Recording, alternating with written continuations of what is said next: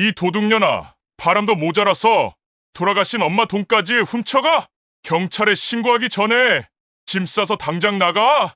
가연은 3년 동안 쓰러진 시어머니의 대소변을 받아내며 헌신했습니다. 하루도 쉬지 않고 간병하며 온몸이 상처투성이가 됐지만 그녀는 한 번도 불평하지 않았어요. 하지만 시어머니가 세상을 떠난 후 남편은 그녀를 도둑이라 몰아세웠죠. 학원에서 우연히 만난 교회 동생과 나눈 위로의 포옹은 불륜의 증거가 되었고 동네 사람들은 그녀를 손가락질했습니다. 결국 가연은 캐리어 하나 끌고 집에서 쫓겨났어요. 3천만 원의 진실 그리고 그녀를 향한 차갑고 잔인한 누명. 과연 가연에게는 무슨 일이 있었던 걸까요? 그녀는 이 절망적인 상황에서 벗어날 수 있을까요? 사연 시작하기 전에 구독과 좋아요 부탁드립니다. 항상 시청해주시는 모든 분들께 감사드립니다. 새벽 5시 30분 가연의 휴대폰 알람이 울렸습니다. 그녀는 눈을 뜨자마자 몸을 일으켰어요. 침대 옆 탁자 위엔 시어머니의 약봉지가 가지런히 놓여 있었죠. 파란색, 흰색, 노란색 알약들이 일주일치 약통에 빼곡히 담겨 있었습니다. 가연은 양말도 신지 않은 채 복도로 나섰어요. 겨울 찬바람이 발목을 스쳤지만 그녀는 서두르듯 시어머니 방 앞에 섰습니다. 문 너머로 들리는 가쁜 숨소리에 가슴이 철렁 내려앉았어요. 어머님, 문을 열자 암모니아 냄새가 코를 찔렀습니다. 시어머니 김정아는 이불 위에서 몸을 웅크린 채 떨고 있었어요. 70을 넘긴 그녀의 얼굴은 창백했고 입술은 바짝 말라 있었죠. 어머니, 괜찮으세요? 가연은 서둘러 이불을 걷어냈습니다. 예상했던 대로였어요. 시어머니는 또다시 실수를 하셨던 거죠. 가연의 눈가가 뜨거워졌지만 그녀는 눈물을 삼켰습니다. 대신 시어머니의 차가운 손을 꼭 잡았어요. 괜찮아요, 어머니. 제가 있잖아요. 시어머니의 눈에서 눈물이 흘러내렸습니다. 그 눈물엔 미안함과 부끄러움이 섞여 있었어요. 70이 넘은 나이에 자신의 몸조차 가누지 못하는 처지가 얼마나 비참했을까요? 가연은 그 마음을 누구보다 잘 알았습니다. 미안하다, 가연아. 내가 또... 아니에요, 어머니. 이런 거 아무것도 아니에요. 가연은 큰 대야에 따뜻한 물을 받았습니다. 수건 서너 장과 새 옷가지를 준비했어요.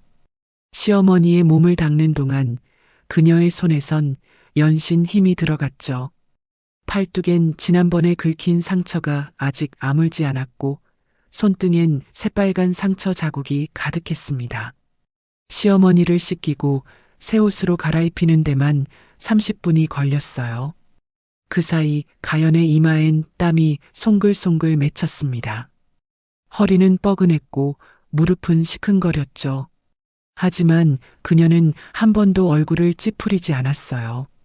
깨끗한 이불로 시어머니를 눕히고 나서야 가연은 잠시 숨을 돌렸습니다. 창밖은 아직 어두웠어요. 동이 트려면 1시간은 더 있어야 했죠. 가연아. 시어머니가 떨리는 목소리로 불렀습니다. 네, 어머니.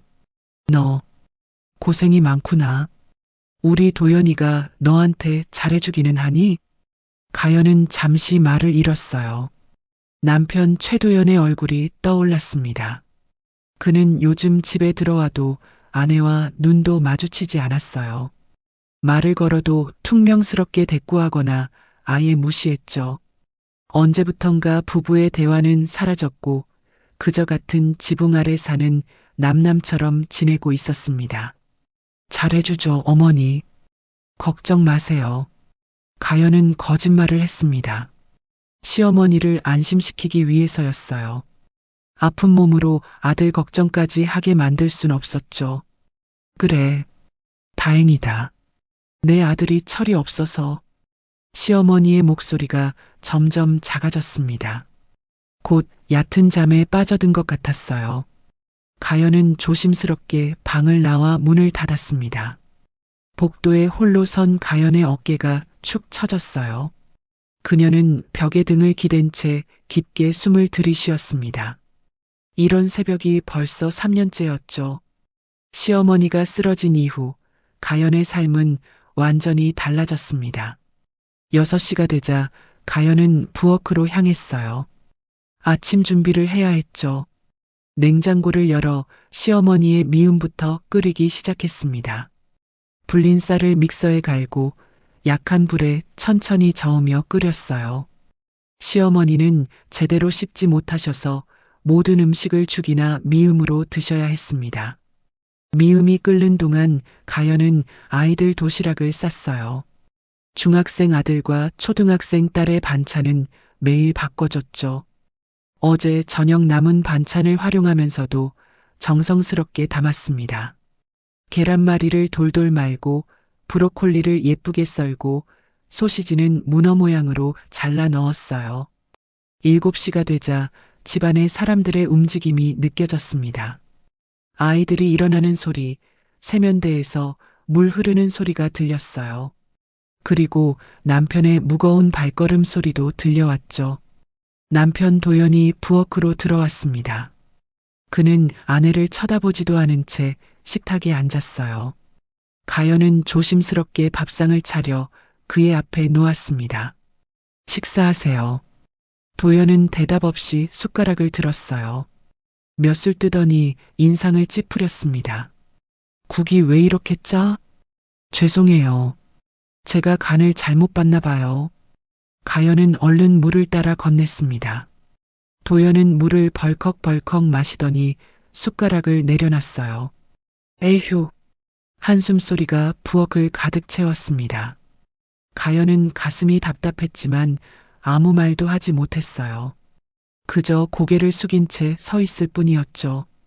아이들이 부엌으로 들어왔습니다. 중학교 2학년인 아들 민준이와 초등학교 4학년인 딸 서연이었어요. 엄마, 나 도시락.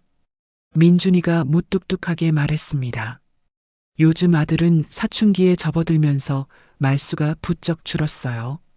가연은 준비해둔 도시락을 건네며 아들의 얼굴을 살폈습니다. 많이 먹어야 해. 알았지? 응. 민준이는 도시락을 받아들고는 아빠 옆에 앉았어요. 딸 서연이는 엄마에게 폴짝 뛰어와 안겼습니다. 엄마, 나 오늘 미술 준비물 챙겨야 돼. 그래, 알았어. 엄마가 가방에 다 넣어뒀어. 고마워, 엄마. 서연이만은 아직 엄마에게 다정했어요. 가연은 딸의 머리를 쓰다듬으며 작은 위안을 느꼈습니다. 이 아이가 있어서 버틸 수 있었죠. 도연이 밥을 다 먹고 일어섰습니다. 그는 양복 재킷을 입으며 가연을 흘끗 쳐다봤어요. 너 언제까지 그 냄새 달고 살 거야? 가연의 얼굴이 하얗게 질렸습니다. 남편의 말은 비수처럼 꽂혔어요. 무슨, 어머니 간병한다고 매일 그 냄새를 집안에 풍기고 다니잖아. 좀 씻고 다니든지. 도연의 목소리엔 짜증이 가득했습니다. 가연은 자신도 모르게 코끝을 킁킁거렸어요. 아침에 시어머니를 돌보느라 정신이 없어서 제대로 씻지 못했던 게 사실이었죠. 미안해요. 제가, 에휴 됐어. 나 늦었어. 도연은 더 이상 말하지 않고 현관으로 향했습니다. 구두 신는 소리, 문 닫히는 소리가 들렸어요. 그리고 집안은 다시 고요해졌습니다. 가연은 그 자리에 멈춰 섰어요. 가슴이 답답하고 목이 메었습니다. 아이들은 아무 말 없이 밥을 먹고 있었죠. 어쩌면 이런 장면이 익숙해진 걸까요? 엄마, 괜찮아? 서연이가 조심스럽게 물었습니다. 가연은 얼른 미소를 지으며 고개를 끄덕였어요. 응, 엄마 괜찮아. 빨리 먹고 학교 가야지. 아이들을 학교에 보내고 나자 집은 텅 빈 것처럼 조용해졌습니다. 가연은 식탁을 치우고 설거지를 했어요. 그러다 문득 거울에 비친 자신의 모습을 봤습니다. 머리는 산발이었고 얼굴은 헬쑥했어요. 눈 밑엔 다크서클이 짙게 깔려 있었죠. 옷에선 정말로 냄새가 났습니다. 가연은 코끝이 찡해졌어요. 나 이렇게 됐구나. 그녀는 거울 속 자신을 한참 바라봤습니다.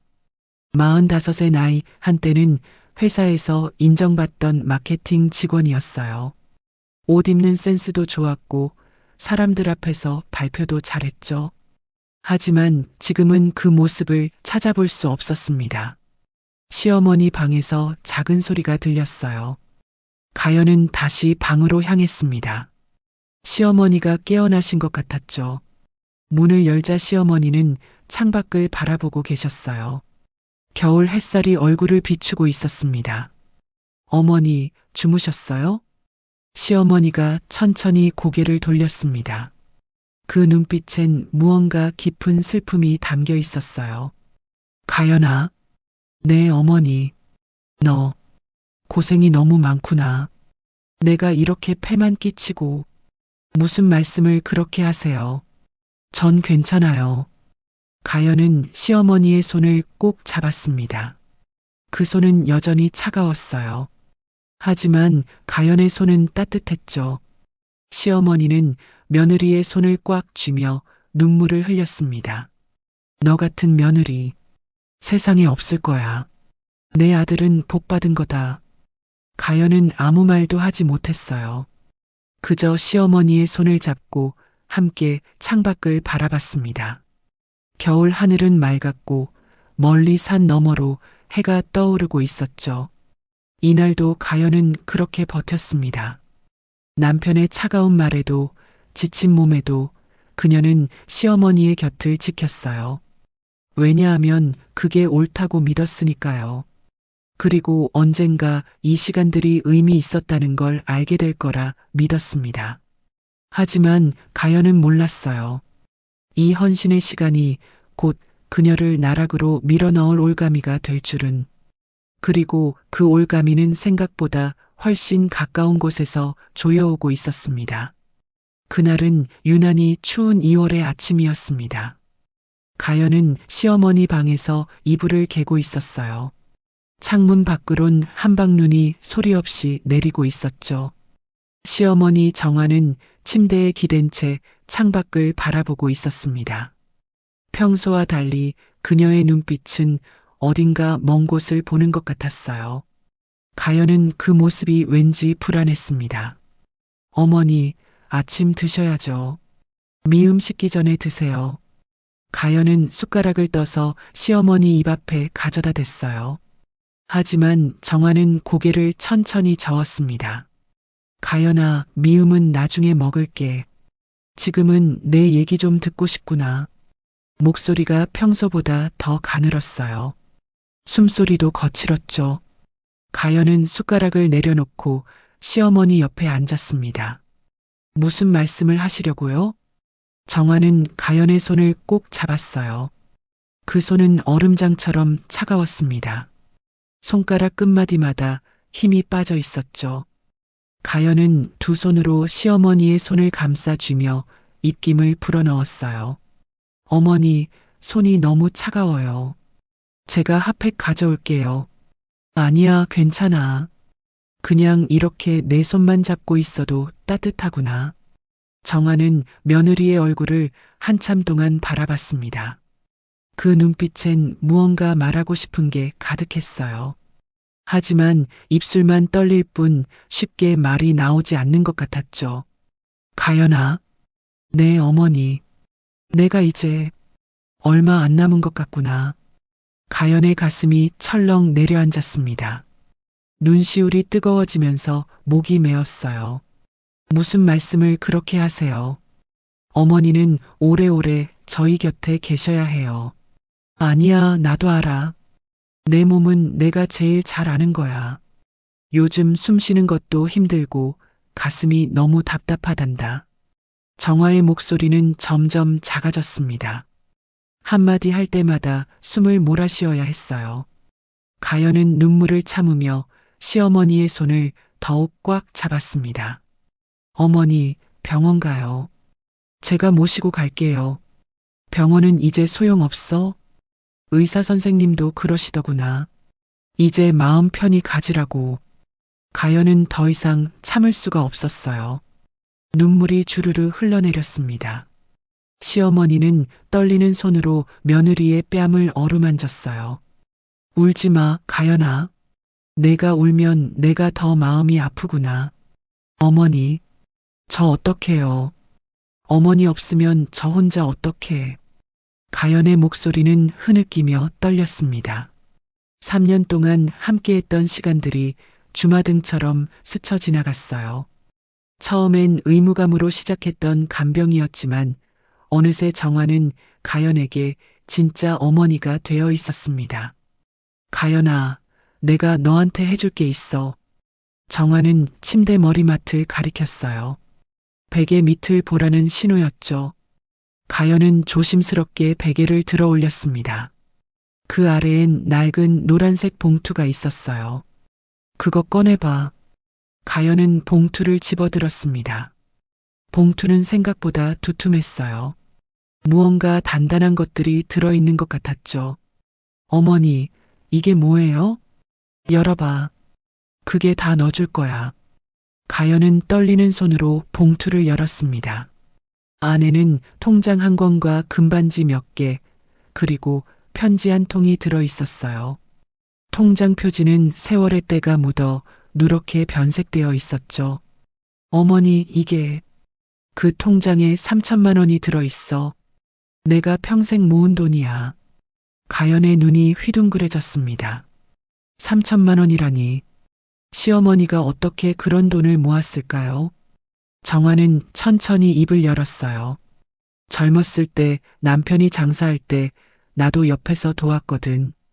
그때 조금씩 모은 돈이야. 남편도 몰랐어. 나만의 비상금이었지. 정화의 얼굴엔 희미한 미소가 떠올랐습니다. 젊은 시절을 회상하는 것 같았어요. 친정어머니가 그러셨거든. 여자도 자기 돈이 있어야 한다고. 그래서 몰래 모았던 거야. 그런데 이제 쓸 데가 없더구나. 가연은 고개를 세차게 저었어요. 눈물이 뚝뚝 떨어졌습니다. 안 돼요, 어머니. 이건 제가 받을 수 없어요. 이건 어머니 돈이에요. 아니야. 이제 내 돈이 아니라 내 돈이야. 넌 3년 동안 나를 돌봐줬잖니. 내 대소변 받아내고, 목욕시키고, 밥 먹여주고. 그게 얼마나 힘든 일인지 나도 알아. 정화의 목소리에 힘이 실렸어요. 가연은 고개를 숙인 채 눈물을 흘렸습니다. 어머니는 제 가족이에요. 가족을 돌보는 게 당연한 거잖아요. 가연아, 세상에 당연한 건 없어. 내가 나를 돌본 건 내 마음이 착해서야. 다른 며느리들은 다 요양원 보냈어. 하지만 넌 끝까지 나를 곁에 두고 돌봐줬잖니. 정화는 금반지들을 하나씩 가연의 손바닥에 올려놓았어요. 반지는 5개였습니다. 오래된 금반지들이었지만 정성스럽게 닦아져 있었죠. 이 반지들도 다 내 거야. 이건 내가 시집 올 때 받은 거고, 이건 첫 돌잔치 때 받은 거야. 다 의미가 있는 것들이지. 가연은 반지를 바라보며 눈물을 멈출 수가 없었어요.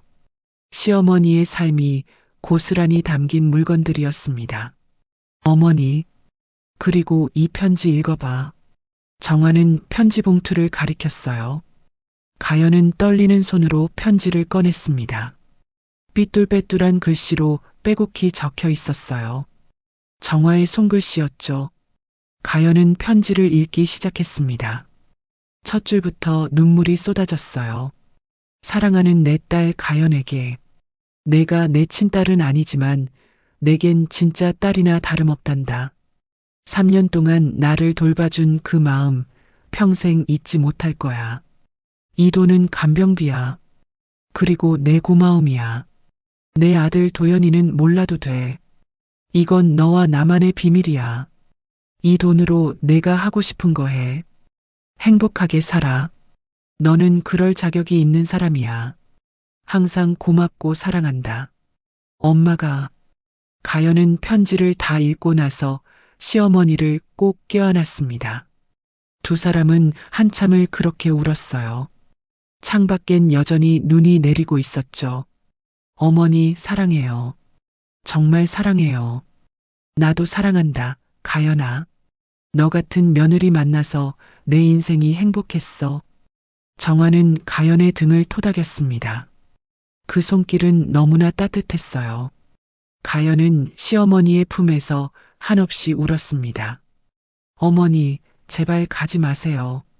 저 혼자 어떻게 해요? 가연아, 너는 강한 사람이야. 앞으로 힘든 일이 있어도 잘 이겨낼 거야. 내가 항상 하늘에서 지켜볼게. 정화의 목소리는 점점 약해졌어요. 숨소리도 가빠졌죠. 가연은 시어머니를 조심스럽게 눕혔습니다. 어머니, 좀 쉬세요. 제가 옆에 있을게요. 고맙다, 가연아. 내가 있어서 내가 편안하게 갈 수 있겠구나. 정화는 눈을 감았어요. 얼굴엔 평화로운 미소가 머물러 있었습니다. 가연은 시어머니의 손을 꼭 잡은 채 옆에 앉아 있었어요. 그날 밤 정화는 조용히 숨을 거두었습니다. 마지막 순간까지 가연의 손을 놓지 않았어요. 가연은 시어머니의 마지막을 지키며 밤새 울었습니다. 장례식장엔 많은 사람들이 찾아왔어요. 모두들 정화를 기억하며 눈물을 흘렸죠. 가연은 상주는 아니었지만 누구보다 슬퍼했습니다. 남편 도연은 장례 내내 무표정했어요. 가끔 눈물을 닦긴 했지만 진심으로 슬퍼하는 것 같지 않았죠.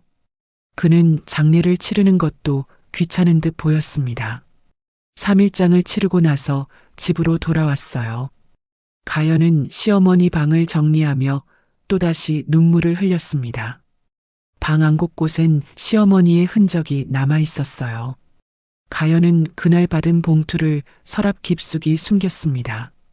편지와 통장, 그리고 금반지들. 그것들은 시어머니가 남긴 마지막 사랑이었어요. 어머니, 제가 잘 간직할게요. 이 마음 평생 잊지 않을게요. 가연은 하늘을 향해 속삭였습니다. 창밖엔 별이 하나 유난히 밝게 빛나고 있었어요. 어쩌면 그게 시어머니일지도 모른다는 생각이 들었죠. 하지만 가연은 몰랐습니다. 이 사랑의 증표가 곧 그녀를 구원할 유일한 증거가 될 거라는 걸. 그리고 시어머니의 마지막 선물이 얼마나 큰 의미를 갖게 될지. 운명의 수레바퀴는 이미 돌기 시작하고 있었습니다. 시어머니 장례를 치른 지 한 달이 지났습니다. 가연은 여전히 시어머니 방을 지나칠 때마다 가슴이 먹먹했어요. 빈 방은 너무나 조용했고 그 고요함이 가연을 더욱 외롭게 만들었죠. 3월 중순, 딸 서연이의 성적이 걱정됐습니다. 요즘 영어 점수가 자꾸 떨어지고 있었어요.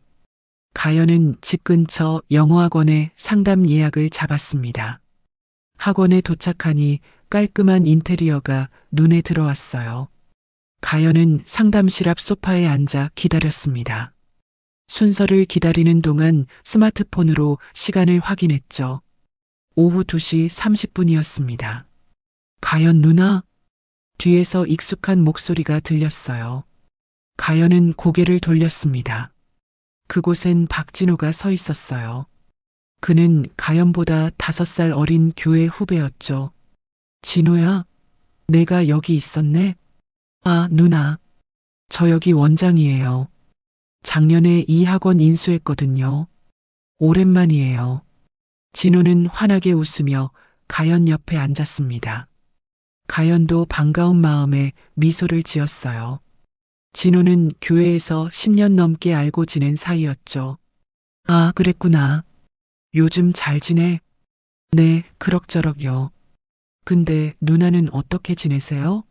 어머님 돌아가셨다고 들었어요. 장례식 때 못 가서 죄송해요. 진호의 얼굴에 안타까운 표정이 떠올랐습니다. 가연은 고개를 끄덕이며 답했어요. 괜찮아. 연락도 못 했는데. 그냥 많이 힘들었어. 누나가 많이 힘드셨을 것 같아요. 진호는 조심스럽게 물었습니다. 가연의 눈가가 붉어졌어요. 시어머니 이야기만 나오면 아직도 눈물이 났습니다. 응, 아직도 밤마다 생각나. 누나 힘내세요. 시간이 약이에요. 진호는 가연의 어깨를 토닥였습니다. 그리고 자연스럽게 가연을 꼭 안아줬어요. 위로의 포옹이었죠. 가연도 고마운 마음에 진호를 가볍게 안았습니다. 고마워, 진호야. 위로가 되네. 두 사람은 3초 정도 포옹했어요. 그리곤 자연스럽게 떨어져 앉았죠. 가연은 눈가를 훔치며 미소를 지었습니다. 하지만 그들은 몰랐어요. 바로 그 순간 상담실 입구 쪽에서 누군가 그 장면을 지켜보고 있었다는 걸. 같은 아파트 단지에 사는 학부모 이미숙이었습니다. 이미숙은 스마트폰을 들고 있었어요. 그녀는 재빨리 사진을 찍었습니다. 찰칵. 셔터 소리는 학원 안의 소음에 묻혀 들리지 않았죠. 이미숙은 사진을 확인하며 입꼬리를 올렸습니다. 사진 속엔 가영과 진호가 서로 껴안고 있는 모습이 선명하게 찍혀 있었어요. 이게 뭐야? 남편 있는 사람이. 이미숙은 속으로 중얼거리며 다른 학부모 단톡방을 열었습니다. 손가락이 빠르게 움직였어요. 상담을 마치고 집으로 돌아온 가연은 아무것도 몰랐습니다. 그녀는 그저 오랜만에 교회 후배를 만나 반가웠을 뿐이었어요. 저녁 준비를 하며 콧노래까지 흥얼거렸죠. 하지만 그날 저녁부터 상황은 급변하기 시작했습니다. 다음 날 아침 가연은 아이들을 학교에 보내고 마트에 갔어요. 장을 보는 동안 이상한 기분이 들었습니다. 동네 사람들이 자꾸 자신을 쳐다보는 것 같았어요. 계산대에서 줄을 서 있을 때였습니다. 앞에 서 있던 두 아주머니가 수군거리는 소리가 들렸어요. 그 사람 봤어? 최도연 씨 부인. 응, 봤어. 근데 소문 들었어? 무슨 소문? 남편 몰래 남자 만난대. 학원에서 원장이랑 껴안았다며. 가연의 얼굴이 하얗게 질렸습니다. 귀를 의심했어요. 자신에 대한 이야기인 게 분명했죠. 어머, 진짜? 그런 사람이었어? 사진까지 있다던데. 학부모 단톡방에 돌았대. 세상에 겉으로만 얌전한 척 하더니. 가연은 카트를 밀고 그 자리를 벗어났습니다. 손이 부들부들 떨렸어요. 가슴이 쿵쾅거렸죠. 장바구니를 계산대에 두고 그냥 마트를 나왔습니다. 집으로 돌아오는 길에도 사람들의 시선이 따가웠어요. 아파트 경비 아저씨도 평소와 달리 인사를 안 받아주더군요. 가연은 고개를 숙인 채 빨리 집으로 들어갔습니다. 집에 도착하자마자 가연은 스마트폰을 확인했어요. 학부모 단톡방에 들어가 보니 읽지 않은 메시지가 150개가 넘었습니다. 손가락을 떨며 위로 스크롤을 올렸어요. 그리고 그 사진을 봤습니다. 어제 학교 복도에서 진호와 포옹하던 바로 그 장면이었어요. 사진 아래론 온갖 악플이 달려 있었습니다. 남편 있으면서 저게 뭐 하는 짓이에요? 아이들 엄마가 저러면 안 되는 거 아닌가요? 어머님 장례 치른 지 한 달밖에 안 됐는데 돈도 훔쳤다는 소문도 있던데요. 가연은 스마트폰을 떨어뜨릴 뻔했어요. 돈을 훔쳤다니 도대체 무슨 소리였을까요? 머릿속이 새하얘졌습니다. 그때 현관문이 열리는 소리가 들렸어요. 남편 도연이었습니다. 평소보다 일찍 퇴근한 것 같았죠. 당신 벌써 왔어요? 가연은 떨리는 목소리로 물었습니다. 도연은 대답 없이 거실로 들어왔어요. 그의 얼굴은 잔뜩 굳어 있었습니다. 앉아. 도연의 목소리는 차갑고 낮았어요. 가연은 불안한 마음에 소파에 앉았습니다. 도연은 가방에서 스마트폰을 꺼냈어요. 이게 뭐야? 도연이 스마트폰 화면을 가연 앞에 들이밀었습니다. 화면엔 그 사진이 떠 있었어요. 가연과 진호가 껴안고 있는 사진. 당신, 이건, 설명해봐. 이게 뭐냐고. 도연의 목소리에 분노가 섞여 있었습니다. 가연은 급하게 말했어요. 이건 오해예요. 진호는 교회 후배고 그냥 어머님 돌아가셔서 위로해 준 거예요. 위로? 남자랑 껴안는 게 위로야? 진짜예요. 우리 아무 사이도 아니에요. 그냥 인사하다가. 닥쳐. 도연이 소리를 질렀습니다. 가연은 깜짝 놀라 입을 다물었어요.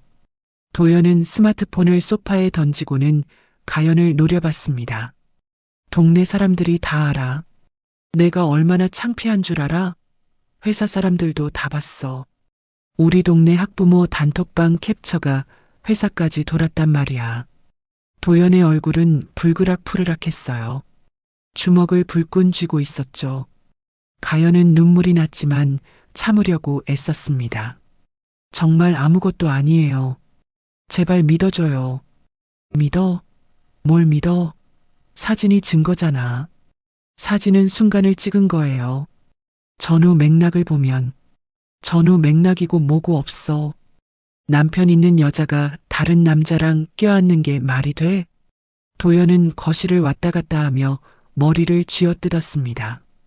가연은 무릎 꿇고 싶은 심정이었어요. 미안해요. 제가 조심하지 못했어요. 하지만 진짜 아무 일도. 됐어. 나 머리 아파.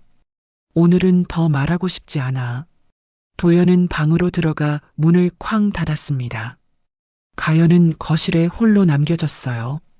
온몸에 힘이 빠져나가는 것 같았죠. 가연은 소파에 주저앉았습니다. 눈물이 주르르 흘러내렸어요.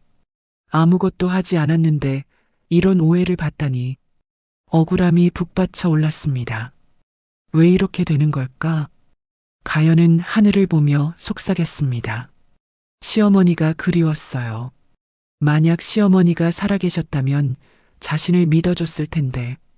그날 밤 가연은 잠을 이룰 수가 없었습니다. 남편은 서재에서 자겠다며 나오지 않았어요. 아이들도 이상한 분위기를 눈치챈 듯 조용했죠. 가연은 침대에 누워 천장을 바라봤습니다. 눈물이 끊임없이 흘렀어요.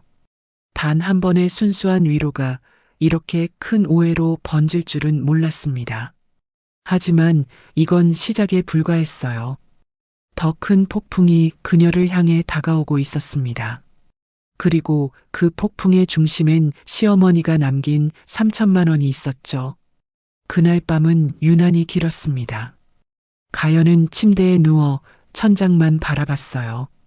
남편은 서재에서 자겠다며 나오지 않았죠. 집안은 무거운 침묵으로 가득했습니다. 다음 날 아침, 가연은 평소처럼 아침을 준비했어요. 하지만 손이 떨려서 계란을 깨뜨리다 바닥에 떨어뜨렸죠. 노른자가 바닥에 흘러내렸습니다. 가연은 주저앉아 그것을 닦으며 눈물을 흘렸어요. 엄마, 괜찮아? 서연이가 부엌으로 들어왔습니다. 가연은 얼른 눈물을 닦으며 미소를 지었어요.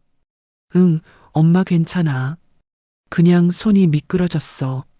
서연이는 엄마를 걱정스럽게 바라봤지만 아무 말하지 않았습니다. 아이도 집안 분위기가 이상하다는 걸 느끼고 있었어요. 아이들을 학교에 보낸 뒤 가연은 거실 소파에 앉았습니다. 스마트폰을 보니 학부모 단톡방 알림이 계속 울리고 있었어요. 가연은 용기를 내서 단톡방에 들어갔습니다. 최도연 씨 부인, 해명 좀 하세요. 사진이 증거인데 뭘 더 말해요. 학원 원장이랑 그런 사이였나 봐요. 애들 학교도 같이 보내면서 그런 짓을 하다니. 악플은 끝이 없었습니다. 가연은 손가락을 떨며 해명글을 쓰려고 했어요. 하지만 무슨 말을 해도 소용없을 것 같았죠. 결국 아무 말도 하지 못하고 스마트폰을 내려놨습니다. 오후 3시쯤 현관벨이 울렸어요. 가연은 문을 열었습니다. 남편 도연이 서 있었죠. 그의 얼굴은 어제보다 더 굳어 있었습니다. 당신 회사는? 나왔어. 할 얘기가 있어서. 도연은 집 안으로 들어와 거실에 앉았어요. 가연은 불안한 마음에 그 옆에 앉았습니다. 도연은 가방에서 서류 몇 장을 꺼냈어요. 이게 뭐야? 가연이 조심스럽게 물었습니다. 도연은 서류를 탁자 위에 펼쳤어요. 그것은 은행 거래 내역서였습니다. 우리 엄마 통장이야. 가연의 심장이 쿵 내려앉았어요. 시어머니 통장. 그 안엔 3천만 원이 들어 있었죠. 이 통장 봐. 엄마가 돌아가시기 일주일 전에 3천만 원이 빠져나갔어. 어디로 갔는지 알아? 도연의 목소리는 차갑게 가라앉아 있었습니다. 가연은 입술이 바짝 말랐어요. 그건 내 통장으로 들어갔더라. 내가 확인했어. 도연은 또 다른 서류를 내밀었습니다. 가연 명의의 통장 거래 내역이었어요. 3천만 원이 입금된 기록이 선명하게 찍혀 있었죠. 당신, 이건 어머님이 주신 거예요. 가연은 급하게 말했습니다. 하지만 도연은 코웃음을 쳤어요. 줬다고? 우리 엄마가? 왜? 어머님이 제가 3년 동안 간병한 거에 대한 고마움으로 주셨어요. 편지까지. 됐어. 그만해. 도연이 손을 들어 가연의 말을 막았습니다. 그는 듣고 싶지 않다는 듯 고개를 저었어요. 변명 그만하고 사실대로 말해. 내가 우리 엄마 몰래 돈을 빼돌린 거잖아. 아니에요. 정말 어머님이 주신 거라니까요. 증거도 있어요. 증거? 무슨 증거? 돌아가신 사람은 말도 못하는데 무슨 증거가 있어? 도연의 목소리는 점점 높아졌습니다. 가연은 입술을 깨물었어요. 편지를 보여주고 싶었지만 남편은 들을 생각이 전혀 없었죠. 당신 이제 본색을 드러내는구나. 3년 동안 착한 척, 효도하는 척 연기한 거지? 아니에요. 전 진심이었어요. 제발 제 말 좀 들어봐요. 들을 거 없어. 증거가 다 있는데 무슨 말이 더 필요해? 진심? 진심으로 우리 엄마 돈 3천만 원을 가로챘다고? 도연은 거실을 왔다 갔다 하며 머리를 쥐어뜯었습니다. 가연은 무릎을 꿇고 남편을 바라봤어요. 여보, 제발 저 좀 믿어줘요. 전 정말 어머님한테 받은 거예요. 그럼 왜 나한테 말 안 했어? 3천만 원이나 받았으면 말해야 하는 거 아니야? 어머님이 당신한테는 말하지 말래요. 이건 저와 어머님만의 비밀이라고. 비밀? 웃기네. 그게 말이 돼? 도연은 비웃으며 고개를 저었습니다. 가연은 더 이상 할 말이 없었어요. 뭘 말해도 남편은 믿지 않을 것 같았죠. 당신, 이제 알겠어. 남자 만나려고 돈이 필요했던 거지? 그래서 우리 엄마 돈을 훔친 거야. 아니에요. 그런 거 아니에요. 가연은 목이 터져라 소리쳤습니다. 하지만 도연은 듣지 않았어요. 그는 가연을 차갑게 내려다봤습니다. 당신, 이 집에서 나가. 가연의 몸이 굳었습니다. 귀를 의심했어요. 뭐라고요? 나가라고. 당신 같은 사람이랑 같이 못 살아. 여보, 제발. 아이들 생각해요. 민준이랑 서연이는 어떡해요? 아이들은 내가 키울 거야. 당신은 나가. 도연의 목소리는 단호했습니다. 가연은 남편의 옷깃을 붙잡았어요. 안 돼요. 전 어디로 가요? 이 집은 제 집이에요. 내 집? 이 집은 내 명의야. 당신은 아무 권리도 없어. 도연은 가연의 손을 뿌리쳤습니다. 가연은 바닥에 주저앉았어요. 눈물이 비 오듯 쏟아졌죠. 그때 현관문이 열렸습니다. 학교에서 돌아온 아이들이었어요. 민준이와 서연이는 울고 있는 엄마를 보고 놀랐습니다. 엄마, 왜 울어? 서연이가 엄마에게 달려왔어요. 가연은 딸을 꼭 안았습니다. 도연은 아이들을 보며 딱딱한 표정으로 말했어요. 민준아, 서연아, 엄마는 집을 떠나야 할 것 같다. 뭐? 민준이가 놀라서 아빠를 바라봤습니다. 서연이는 엄마를 더 꽉 안았어요. 엄마, 어디가? 나 엄마 없으면 안 돼. 아빠, 무슨 소리예요? 엄마가 왜 나가요? 민준이도 당황한 목소리로 물었습니다. 도연은 아이들에게 차갑게 말했어요. 엄마가 큰 잘못을 했어. 그래서 당분간 떨어져 지내야 해. 무슨 잘못이요? 넌 몰라도 돼. 너희는 그냥 아빠 말 들으면 돼. 가연은 아이들을 바라보며 눈물을 흘렸습니다. 서연이는 엄마 목을 꼭 껴안으며 울었어요. 엄마, 가지 마. 제발. 엄마도 가기 싫어. 하지만 가연은 남편을 올려다봤습니다. 도연은 고개를 돌렸어요. 그의 결심은 확고해 보였죠. 내일까지 짐 싸. 그리고 나가. 도연은 그 말을 남기고 방으로 들어가 버렸습니다. 가연은 아이들과 함께 거실 바닥에 앉아 한참을 울었어요. 그날 밤 가연은 잠을 이룰 수가 없었습니다. 방 안을 돌아다니며 짐을 쌌어요. 캐리어 하나에 옷가지 몇 벌과 시어머니가 준 봉투를 넣었죠. 새벽 4시 가연은 아이들 방에 들어갔습니다. 자고 있는 아이들의 얼굴을 하나하나 들여다봤어요. 민준이의 이마에, 서연이의 뺨에 입맞춤을 했습니다. 미안해, 애들아. 엄마가 곧 돌아올게. 가연은 속삭였습니다. 하지만 언제 돌아올 수 있을지 알 수 없었어요. 동이 트기 전 가연은 캐리어를 끌고 집을 나섰습니다. 캐리어 안엔 시어머니가 남긴 봉투가 조심스럽게 담겨 있었죠. 편지와 통장, 그리고 금반지들. 그것만이 가연의 결백을 증명할 수 있는 유일한 증거였습니다. 현관문을 닫으며 뒤를 돌아봤어요. 15년을 살았던 집, 아이들을 키웠던 집, 그 모든 게 한순간에 사라졌습니다. 가연은 눈물을 닦으며 걸었어요. 새벽 공기는 차갑고 날카로웠죠. 아파트 단지를 벗어나며 가연은 뒤를 돌아보지 않았습니다. 돌아보면 주저앉을 것 같았으니까요. 버스 정류장에 도착했을 때 가연의 뺨엔 눈물 자국이 말라 있었어요. 그녀는 하늘을 올려다봤습니다. 별 하나 없는 새벽 하늘이었죠.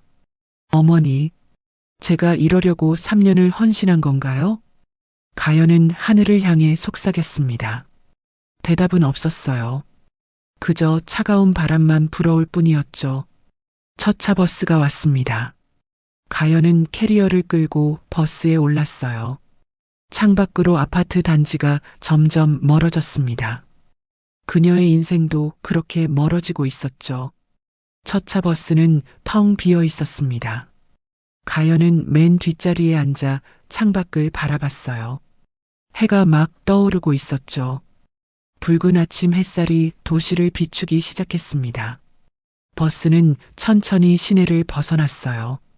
익숙한 풍경들이 하나씩 지나갔습니다.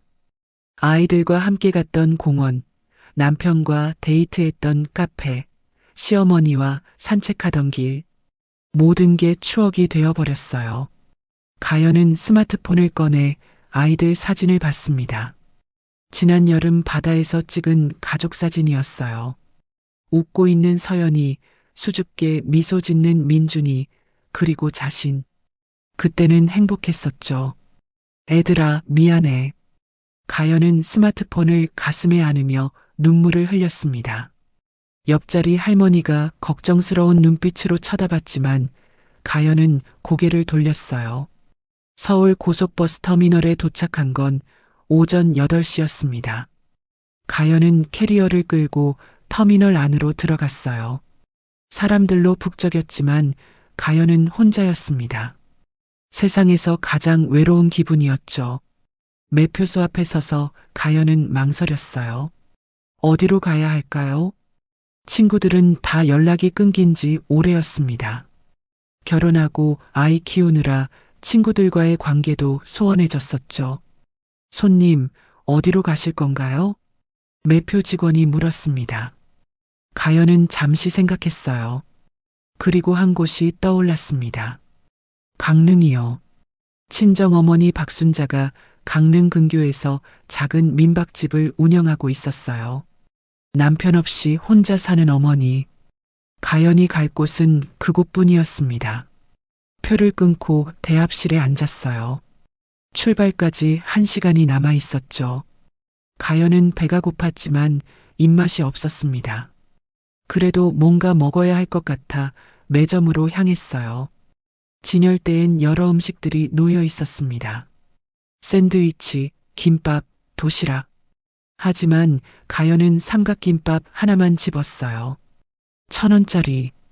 가장 싼 것이었죠. 계산을 하고 자리로 돌아왔습니다. 삼각김밥의 비닐을 뜯는데 손이 떨렸어요. 한 입 베어 물었지만 목구멍으로 넘어가지 않았습니다. 눈물이 나려고 해서 억지로 삼켰죠. 이게 내 인생의 끝일까? 가연은 속삭였습니다. 45의 나이에 집 없이, 가족 없이, 아무것도 없이 쫓겨났어요. 시어머니가 준 3천만 원이 전부였습니다. 버스가 출발했어요. 가연은 창가에 머리를 기댄 채 눈을 감았습니다. 잠이 오지 않았지만 눈을 뜨고 싶지 않았어요. 현실을 마주하기가 두려웠죠. 3시간 정도 지났을까요? 버스는 강릉에 도착했습니다. 가연은 캐리어를 끌고 버스에서 내렸어요. 바닷바람이 얼굴을 스쳤습니다. 차갑고 짠 바람이었죠. 택시를 타고 어머니가 사는 민박집으로 향했어요. 시내에서 30분 정도 떨어진 한적한 마을이었습니다. 바다가 보이는 언덕 위에 작은 집이 보였어요. 여기 내려주세요. 가연은 택시비를 내고 내렸습니다. 대문 앞에 서서 깊게 숨을 들이쉬었어요. 어머니를 마주할 용기가 필요했죠. 대문을 열고 들어가자 마당에 어머니가 보였습니다. 허브를 가꾸고 계셨어요. 68의 나이지만 여전히 건강해 보였습니다. 엄마. 가연의 목소리는 떨렸습니다. 순자는 고개를 들었어요. 딸의 모습을 보자 놀란 표정을 지었죠. 가연아, 너 어쩐 일이니? 순자는 장갑을 벗으며 다가왔습니다. 가연의 얼굴을 보더니 표정이 굳었어요. 딸의 눈이 퉁퉁 부어 있었고 얼굴은 헬쑥했죠. 엄마. 가연은 그 한마디만 하고 주저앉았습니다. 눈물이 비 오듯 쏟아졌어요. 순자는 아무 말 없이 딸을 안았습니다. 딸의 등을 토닥이며 함께 울었죠. 괜찮아, 괜찮아. 엄마가 있잖아. 순자의 목소리는 떨렸지만 따뜻했습니다. 가연은 어머니 품에서 한참을 울었어요. 그동안 참았던 모든 게 터져나왔습니다. 집 안으로 들어가 거실 소파에 앉았어요. 순자는 따뜻한 차를 내왔습니다. 가연은 차를 받아들었지만 마시지 못했어요. 무슨 일이야? 애들은? 도연이는? 순자가 조심스럽게 물었습니다. 가연은 고개를 숙였어요. 어디서부터 말해야 할지 몰랐죠. 엄마, 저 쫓겨났어요. 뭐?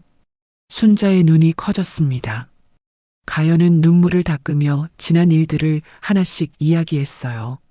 시어머니 간병, 그분의 죽음, 3천만 원, 학원에서의 포옹 사진, 그리고 남편의 오해. 이야기를 다 듣고 난 순자는 한숨을 쉬었습니다. 딸의 손을 꼭 잡았어요. 그 인간이 미쳤구나. 3년 동안 엄마 간병한 내가 돈을 훔쳤다고? 남편은 안 믿어요. 제가 남자 만나려고 돈이 필요해서 훔쳤다고 생각해요. 말도 안 돼. 증거는 없어? 가연은 캐리어를 열었습니다. 봉투를 꺼내 어머니께 보여드렸어요. 편지와 통장, 그리고 금반지들이 들어 있었죠. 순자는 편지를 읽었습니다. 눈물이 글썽였어요. 이게 증거잖아. 이걸 보여줬어야지. 남편이 듣지도 않았어요. 편지 이야기하려다 말도 못하게 막았어요. 그런 인간이랑 같이 살 필요 없어. 이혼해. 순자의 목소리엔 분노가 섞여 있었습니다. 하지만 가연은 고개를 저었어요. 아이들이 있어요. 민준이랑 서연이는 어떡해요? 아이들도 중요하지만 내가 먼저야. 내가 무너지면 아이들도 지킬 수 없어. 순자는 딸의 어깨를 꼭 잡았습니다. 가연은 어머니 말이 맞다는 걸 알았어요. 하지만 마음 한편이 너무 아팠습니다. 일단 여기서 쉬어. 천천히 생각하자. 순자는 딸을 작은 방으로 안내했어요. 깔끔하게 정돈된 방이었습니다. 창밖으론 바다가 보였죠. 여기서 푹 쉬어. 배고프면 밥 먹고. 고마워요, 엄마. 가연은 침대에 누웠습니다. 온몸에 힘이 빠져나가는 것 같았어요. 순자는 이불을 덮어주며 딸의 머리를 쓰다듬었습니다. 꽃은 추울 때 피는 거야. 지금은 힘들어도 반드시 다시 필 수 있어. 어머니의 말에 가연은 눈물을 흘렸습니다. 순자는 방을 나가며 문을 조용히 닫았어요. 혼자 남은 가연은 창밖을 바라봤습니다. 겨울 바다는 잔잔했어요. 파도가 밀려왔다 밀려가는 걸 보며 가연은 생각했습니다. 나도 다시 일어날 수 있을까? 대답은 없었어요. 하지만 어머니의 말이 계속 맴돌았습니다. 꽃은 추울 때 핀다고. 그 말을 믿고 싶었어요. 그날 밤 가연은 깊은 잠에 빠졌습니다. 며칠 만에 처음으로 편히 잔 것 같았어요. 어머니의 품은 따뜻했고 바다의 소리는 위로가 되었죠. 다음 날 아침 가연은 햇살에 눈을 떴습니다. 창문 너머로 보이는 바다는 반짝이고 있었어요. 어제와는 다른 색깔이었습니다. 마당으로 나가니 어머니가 허브밭을 가꾸고 있었어요. 라벤더, 로즈마리, 페퍼민트, 여러 허브들이 겨울임에도 푸르렀습니다. 잠 잘 잤어? 순자가 웃으며 물었습니다. 가연은 고개를 끄덕였어요. 네, 오랜만에 푹 잤어요. 그럼 됐다. 이리 와봐. 순자는 딸을 허브밭으로 불렀습니다. 라벤더를 하나 꺾어 가연 손에 쥐어줬어요. 향 맡아봐. 가연은 라벤더를 코에 가져갔습니다. 은은한 향이 코끝을 스쳤어요. 마음이 조금 편안해지는 것 같았죠. 이 향기가 사람 마음을 치유해 준단다. 내가 여기서 지내는 동안 이 향기들이 너를 위로해 줄 거야. 순자는 딸의 손을 꼭 잡았습니다. 가연은 어머니를 바라보며 미소를 지었어요. 작은 미소였지만 희망이 담겨 있었습니다. 엄마, 저 다시 시작할 수 있을까요? 물론이지. 넌 강한 아이야. 항상 그래왔잖아. 가연은 허브밭을 바라봤습니다. 작지만 생명력 넘치는 식물들. 그들처럼 자신도 다시 뿌리를 내리고 싶었어요. 그날부터 가연의 새로운 삶이 시작되었습니다. 아직은 두려웠지만 어머니가 곁에 있었어요. 그리고 바다와 허브 향기가 있었죠. 작은 위로들이 가연의 마음을 조금씩 채워가기 시작했습니다. 강릉에서의 일주일이 지났습니다. 가연은 매일 아침 어머니를 도와 허브밭을 가꾸었어요. 흙을 만지고 식물을 돌보는 일이 마음에 평화를 가져다 줬죠. 하지만 밤이 되면 달랐습니다. 아이들 생각에 잠을 이루지 못했어요. 서연이는 잘 자고 있을까? 민준이는 학교 잘 다니고 있을까? 궁금한 게 너무 많았지만 연락할 수가 없었습니다. 어느 날 오후 가연은 허브밭에서 라벤더를 수확하고 있었어요. 보라색 꽃들이 바구니에 가득 담겼습니다. 은은한 향기가 사방으로 퍼졌죠. 가연아, 이거 가져가. 어머니 순자가 낡은 책 한 권을 건넸습니다. 표지에는 천연 향초 만들기라고 적혀 있었어요. 이게 뭐예요, 엄마? 예전에 내가 취미로 배웠던 거야. 혹시 너도 해볼래? 가연은 책을 펼쳤습니다. 사진과 함께 자세한 설명이 적혀 있었어요. 왁스 녹이는 법, 향 넣는 법, 심지 세우는 법. 하나하나 정성스럽게 적혀 있었죠. 한번 해볼까요? 가연의 목소리에 작은 호기심이 담겼습니다. 순자는 미소를 지으며 고개를 끄덕였어요. 그래, 일단 해봐. 손으로 뭔가 만드는 게 마음 치유에 좋단다. 다음 날 가연은 시내에 나가 재료를 샀습니다. 소이 왁스, 심지, 유리병, 에센셜 오일. 생각보다 많은 돈이 들었지만 시도해보고 싶었어요. 집으로 돌아와 부엌 식탁에 재료를 펼쳐 놓았습니다. 책을 옆에 두고 하나씩 따라 해보기 시작했어요. 먼저 소이 왁스를 중탕으로 녹였습니다. 하얀 알갱이들이 천천히 녹으며 투명한 액체가 되었어요. 가연은 그 과정을 물끄러미 지켜봤습니다. 신기하네. 왁스가 다 녹자 라벤더 에센셜 오일을 몇 방울 떨어뜨렸어요. 순간 부엌이 라벤더 향으로 가득 찼습니다. 가연은 눈을 감고 깊게 숨을 들이쉬었죠. 유리병 바닥에 심지를 고정시키고 녹은 왁스를 조심스럽게 부었습니다. 손이 떨려서 약간 흘렸지만 괜찮았어요. 천천히 정성스럽게 부었습니다. 왁스가 식는 동안 가연은 식탁에 앉아 향초를 바라봤어요. 작은 유리병 안에 하얀 왁스가 차 있었습니다. 심지가 가운데 서 있었죠. 이 불빛으로 내 마음도 다시 켜질까? 가연은 속삭였습니다. 시어머니가 생각났어요. 시어머니도 이 향을 좋아하셨을까요? 문득 그분이 그리워졌습니다. 2시간 뒤 왁스가 완전히 굳었어요. 가연은 조심스럽게 심지에 불을 붙였습니다. 작은 불꽃이 피어올랐죠. 오렌지빛 불빛이 흔들리며 방을 비췄습니다. 라벤더 향이 은은하게 퍼져나갔어요. 가연은 그 앞에 앉아 한참을 불빛을 바라봤습니다. 예쁘다. 마음 한구석이 따뜻해지는 것 같았어요. 오랜만에 느끼는 평화였습니다. 가연아, 잘 만들었네. 어머니 순자가 방에 들어와 향초를 보며 감탄했습니다. 가연은 수줍게 웃었어요. 처음 만든 건데 그럭저럭 괜찮은 것 같아요. 그럭저럭이 아니라 아주 좋아. 향도 좋고 모양도 예쁘네. 순자는 향초 옆에 앉아 향을 맡았습니다. 눈을 감고 깊게 숨을 들이쉬었어요. 이 향기 정말 좋다. 마음이 편안해지네. 엄마가 좋아하시니까 다행이에요. 가연은 어머니를 보며 미소 지었습니다. 순자는 딸의 손을 잡았어요. 가연아, 이거 더 만들어봐. 그리고 동네 사람들한테 나눠줘 보는 게 어때? 나눠줘요? 응. 이렇게 좋은 향초를 혼자만 쓰긴 아깝잖아. 동네 할머니들이 좋아하실 거야. 가연은 잠시 생각했습니다. 나쁘지 않은 생각 같았어요. 집에만 있으면 자꾸 아이들 생각만 났죠. 뭔가 다른 일을 하는 게 나을 것 같았습니다. 그럼 몇 개 더 만들어 볼게요. 다음 날부터 가연은 본격적으로 향초를 만들기 시작했어요. 라벤더뿐만 아니라 로즈마리, 페퍼민트, 유칼립투스 등 다양한 향을 시도했습니다.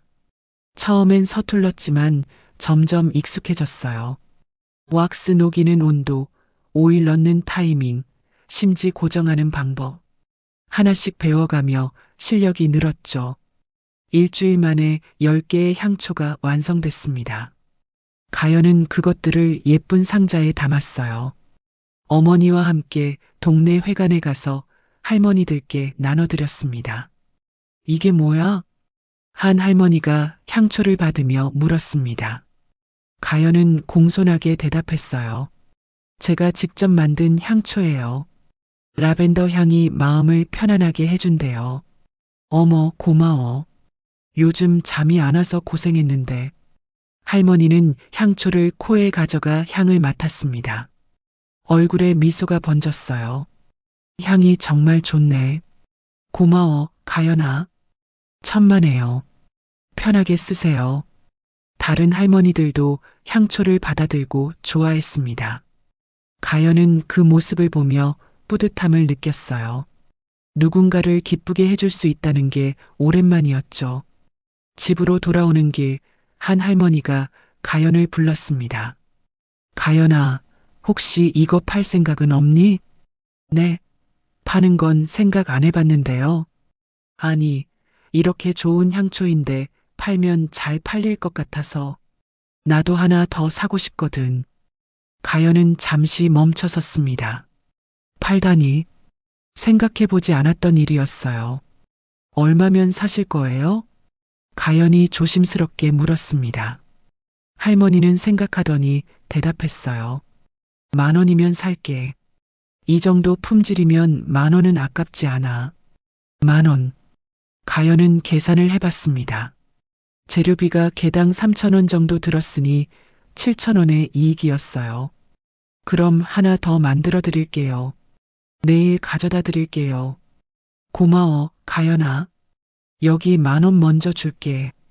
할머니는 지갑에서 10,000원을 꺼내 가연에게 건넸습니다. 가연은 그 돈을 받으며 묘한 감정을 느꼈어요. 자신의 손으로 만든 것을 팔아본 첫 수입이었죠. 집에 돌아와 어머니께 이야기했습니다. 순자는 기뻐하며 딸을 안았어요. 그것 봐. 내가 만든 게 사람들한테 인정받는 거야. 엄마, 저 혹시 이거 계속 만들어 볼까요? 그럼. 해봐. 내가 좋아하는 일을 하는 게 중요해. 가연은 고개를 끄덕였습니다. 가슴 한구석에서 뭔가 움트는 것 같았어요. 작은 희망이었죠. 다음 날부터 주문이 하나둘씩 들어오기 시작했습니다. 동네 할머니들 사이에서 입소문이 난 것 같았어요. 가연은 매일 향초를 만들었습니다. 한 달 만에 50개를 팔았어요. 50만 원의 수입이었습니다. 재료비를 빼면 35만 원 정도의 순이익이었죠. 가연은 그 돈을 보며 눈물을 흘렸습니다. 많은 돈은 아니었지만 의미가 컸어요. 자신의 능력으로 번 첫 수입이었으니까요. 어머니, 제가 해낼 수 있을 것 같아요. 가연은 하늘을 향해 속삭였습니다. 시어머니가 준 3천만 원이 있었지만 그건 아껴두고 싶었어요. 자신의 힘으로 살아보고 싶었죠. 어느 날 저녁 가연은 새로운 향초를 만들고 있었어요. 유리병에 왁스를 부으며 문득 브랜드 이름을 생각했습니다. 마음정원. 입 밖으로 말이 나왔어요. 마음의 정원. 사람들의 마음을 치유하는 정원. 가연은 그 이름이 마음에 들었습니다. 공책을 꺼내 마음정원이라고 적었어요. 그리고 그 아래 작은 문구를 적었습니다. 당신의 하루를 위로하는 향기. 가연은 공책을 보며 미소 지었습니다. 작은 시작이었지만 분명한 시작이었어요. 그녀의 새로운 인생이 불빛처럼 켜지고 있었습니다. 창밖으론 별이 빛나고 있었어요. 가연은 향초의 불빛을 바라보며 생각했습니다. 이 작은 불빛이 언젠가 큰 빛이 될 수 있을까요? 가연은 그걸 믿고 싶었습니다. 강릉에서의 3개월이 흘렀습니다. 가연의 마음정원 향초는 동네를 넘어 입소문을 타기 시작했어요. 처음엔 할머니들 사이에서만 알려졌지만 이제는 젊은 사람들도 찾았습니다. 어느 날 가연은 어머니와 함께 작은 공방을 마련했어요. 집 옆 창고를 개조한 것이었죠. 작업대, 선반, 그리고 수십 개의 유리병이 놓여 있었습니다. 엄마, 이번 주 주문이 150개예요. 가연은 주문서를 보며 놀란 표정을 지었습니다. 순자도 깜짝 놀랐어요. 150개? 혼자 어떻게 다 만들어? 모르겠어요. 근데 포기할 순 없잖아요. 가연은 소매를 걷어붙이고 작업을 시작했습니다. 왁스를 녹이고 향을 넣고 병에 붓고 라벨을 붙이는 작업. 하루에 15시간씩 일했어요. 손끝은 왁스에 대어 빨갛게 부어올랐고 허리는 끊어질 것 같았습니다. 하지만 가연은 멈추지 않았어요. 이 일이 자신에게 의미가 있다는 걸 알았으니까요. 어느 날 저녁 가연은 작업대 앞에서 잠들어 버렸습니다. 어머니 순자가 담요를 덮어주며 딸의 손을 바라봤어요. 손에는 물집이 잡혀 있었죠. 우리 딸, 고생이 많구나. 순자는 눈물을 흘렸습니다. 하지만 딸의 표정은 평화로웠어요. 힘들지만 행복해 보였습니다.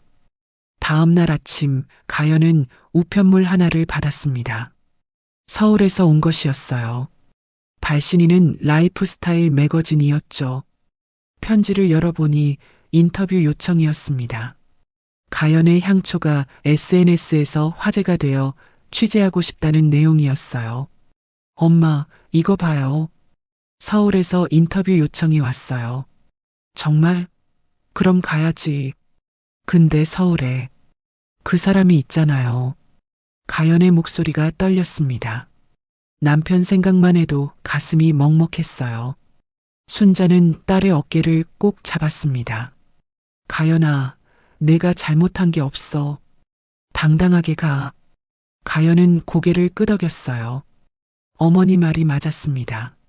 일주일 후 가연은 서울로 향했습니다.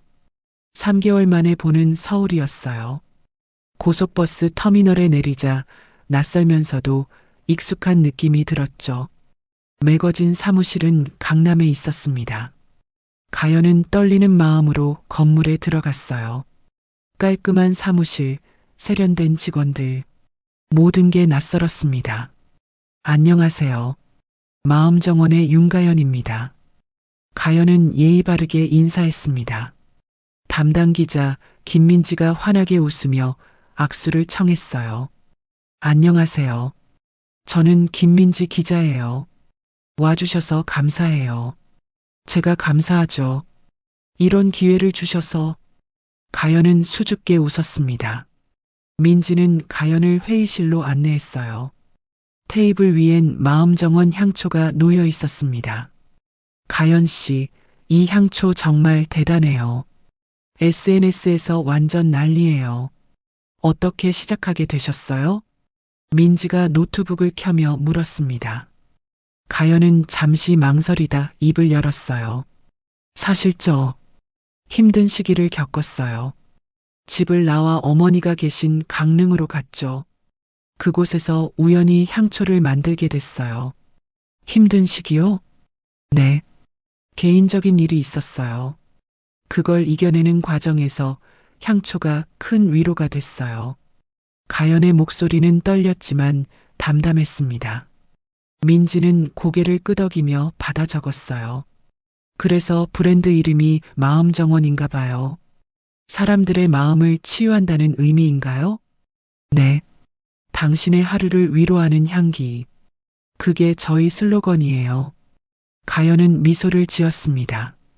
민지는 감동한 표정을 지었어요. 정말 멋져요. 이런 스토리라면 독자들이 엄청 공감할 것 같아요. 인터뷰는 2시간 동안 이어졌습니다. 가연은 향초 만드는 과정, 재료 선택의 이유, 앞으로의 계획 등을 자세히 설명했어요. 마지막으로 앞으로의 목표가 있으세요?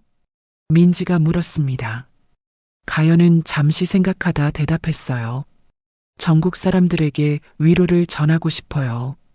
그리고 언젠가 제 아이들에게도 자랑스러운 엄마가 되고 싶어요. 가연의 눈에 눈물이 맺혔습니다. 민지는 조용히 기다려줬어요. 2주일 후 잡지가 나왔습니다. 표지 모델은 아니었지만 특집 기사로 6페이지나 실렸어요. 가연의 사진과 함께 마음을 치유하는 향초, 마음정원이라는 제목이 크게 실렸죠. 기사가 나가자 주문이 폭주했습니다. 하루에 300개씩 주문이 들어왔어요. 가연은 혼자서는 감당할 수 없었습니다. 엄마, 저 도와주실 분이 필요해요. 그럼 동네 할머니들한테 물어볼까? 순자의 제안에 가연은 고개를 끄덕였어요. 다음 날 동네 회관에 공고를 냈습니다. 놀랍게도 10명의 할머니가 지원했어요. 가연아, 우리도 일하고 싶어? 돈도 벌고. 우리 심심한데 딱 좋겠네. 할머니들은 적극적이었습니다. 가연은 감동했어요. 그렇게 마음정원은 작은 협동조합처럼 운영되기 시작했습니다. 할머니들에게 왁스 녹이는 법, 향 넣는 법을 가르쳤어요. 처음엔 서툴렀지만 금세 익숙해졌죠. 할머니들은 일하면서 웃고 떠들었습니다. 이거 하니까 시간 가는 줄 모르겠네. 맞아. 그리고 돈도 되니까 좋고. 공방은 활기로 가득 찼어요. 가연은 그 모습을 보며 행복했습니다. 석 달 후 월 매출이 1억 원을 돌파했습니다. 가연은 믿을 수 없었어요. 집에서 쫓겨난 지 6개월 만에 일어난 일이었죠. 엄마, 우리 진짜 해냈어요. 가연은 순자를 껴안으며 울었습니다. 순자도 함께 울었어요. 우리 딸 자랑스러워. 정말 자랑스러워. 그날 밤 가연은 바다를 바라보며 앉아 있었습니다. 파도 소리가 들렸어요. 하늘엔 별이 가득했죠. 휴대폰을 꺼내 아이들 사진을 봤습니다. 6개월 동안 연락하지 못했어요. 보고 싶었지만 참았습니다. 아직은 때가 아니라고 생각했죠. 애들아, 엄마 열심히 살고 있어. 곧 만날 수 있을 거야. 가연은 속삭였습니다. 그때 휴대폰에 문자가 왔어요. 백화점 바이어로부터였습니다. 마음정원 향초를 저희 백화점에 입점시키고 싶습니다. 논에 가능하실까요? 가연의 눈이 커졌어요. 백화점 입점. 꿈에도 생각 못했던 일이었죠. 손이 떨렸지만 가연은 답장을 보냈습니다. 네, 가능합니다. 언제 만나 뵐까요? 답장을 보내고 나서 가연은 하늘을 올려다봤어요. 별들이 반짝이고 있었습니다. 시어머니, 보고 계세요? 제가 일어서고 있어요. 당신이 남겨주신 그 마음으로 다시 살아나고 있어요. 가연은 눈물을 흘렸습니다. 하지만 이번엔 슬픔의 눈물이 아니었어요. 감사와 희망의 눈물이었죠. 일주일 후 롯데백화점 본점에 마음정원 향초가 입점했습니다. 생활용품 코너의 작은 코너였지만 가연에겐 큰 의미였어요. 개장 첫날 가연은 백화점을 찾아갔습니다. 진열대에 놓인 자신의 향초를 보니 눈물이 났어요. 손님들이 향초를 집어들고 향을 맡았습니다. 그리고 계산대로 향했어요. 하나, 둘, 셋. 팔리는 개수를 세며 가연은 웃었습니다. 제가 해냈어요. 정말 해냈어요. 가연은 속삭였습니다. 그 순간 누군가 가연을 스쳐 지나갔어요. 뒤돌아보니 남편 도연이었습니다. 가연의 심장이 멎는 것 같았어요. 도연도 가연을 봤습니다. 두 사람은 백화점 복도 한가운데서 마주쳤죠. 당신, 도연이 먼저 말을 꺼냈습니다. 하지만 가연은 고개를 돌렸어요. 아직 마주할 때가 아니었습니다. 가연은 발걸음을 옮겼습니다. 뒤돌아보지 않았어요. 이제 그녀에겐 자신만의 길이 있었으니까요. 서울, 그로부터 2개월 후, 남편 도연은 회사 책상 앞에 앉아 있었습니다. 아니, 이제는 전 남편이라고 해야 맞았죠. 6개월 전 두 사람은 합의 이혼했어요. 가연이 집을 나간 지 한 달 만에 도연이 이혼 서류를 보냈고 가연은 아무 재산도 요구하지 않고 서명했었죠. 컴퓨터 화면엔 독촉장이 떠 있었습니다. 은행 대출금, 거래처, 미수금, 세금 체납. 빨간 글씨로 가득했어요. 젠장. 도연은 머리를 쥐어뜯었습니다. 회사는 반년 전부터 적자였어요. 거래처들이 하나둘씩 떠나갔고 신규 계약은 잡히지 않았죠. 그때 문이 열리며 비서 오서영이 들어왔어요. 32살의 서영은 짙은 화장에 몸에 딱 붙는 원피스를 입고 있었습니다. 오빠, 왜 이렇게 우울해 있어? 서영은 도연 뒤로 가서 어깨를 주물렀습니다. 도연과 서영은 2년 전부터 불륜 관계였어요. 가연이 시어머니 간병에 매달려 있을 때 도연은 서영과 사랑에 빠졌죠. 회사 때문에. 또 그 얘기야? 내가 위로해 줄게. 서영은 도연의 뺨에 입맞춤했습니다. 도연은 피식 웃었지만 표정은 여전히 어두웠어요. 근데 오빠 봤어? 가연 그 여자 기사. 서영은 스마트폰을 꺼내 도연에게 보여줬습니다. 화면엔 라이프스타일 매거진 기사가 떠 있었어요. 마음정원, 전국을 사로잡은 힐링 향초라는 제목이었죠. 백화점 3곳에 입점했대. 월 매출이 1억 넘는데. 서영의 목소리엔 질투가 가득했습니다. 도연은 스마트폰을 빼앗아 기사를 읽었어요. 사진 속 가연은 예전보다 훨씬 환해 보였습니다. 저 여자가. 도연의 눈빛이 어두워졌어요. 가연이 성공했다는 사실이 견딜 수 없었습니다. 자신은 훔친 돈으로 바람난 여자라고 생각했는데 그 여자가 떳떳하게 사업을 한다는 게 화가 났죠. 오빠 가만히 있을 거야?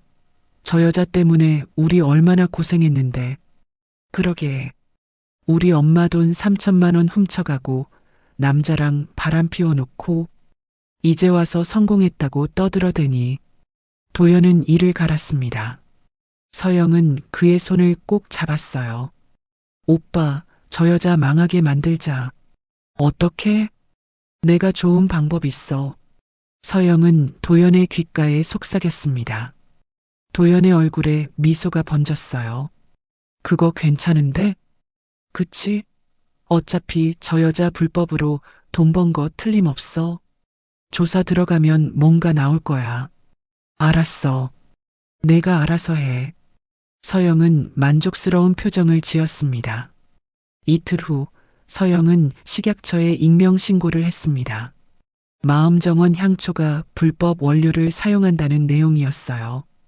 중국산 저가 화학 향료를 천연이라고 속인다는 거짓 제보였죠. 일주일 후 가연은 식약처로부터 조사 통보를 받았습니다. 갑작스러운 일이었어요. 엄마, 식약처에서 조사 나온대요.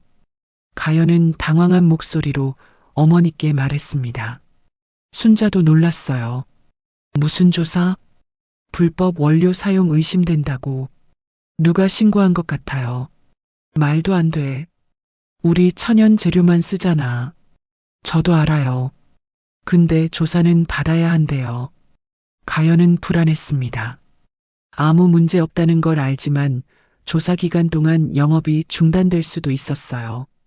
조사는 2주일이나 걸렸습니다. 그 사이 백화점 납품이 중단됐어요. 온라인 주문도 멈췄죠. 소문이 퍼지기 시작했습니다. 마음정원 불법 원료 쓴데 역시 그렇게 싸게 팔 수가 없지. 악의적인 댓글들이 SNS에 달렸어요. 가연은 그걸 보며 눈물을 흘렸습니다. 누가 이러는 거야. 하지만 서영과 도연의 계획은 거기서 끝이 아니었어요. 어느 날 밤 서영은 다시 강릉으로 향했습니다. 이번엔 도연도 함께였어요. 두 사람은 검은 옷을 입고 가연의 공방에 도착했죠. 여기야? 도연이 물었습니다. 서영은 고개를 끄덕였어요. 응. 저번에 왔을 때 창문 잠금 장치가 헐렁한 거 봤어. 들키면 어떡해? 새벽 2시야.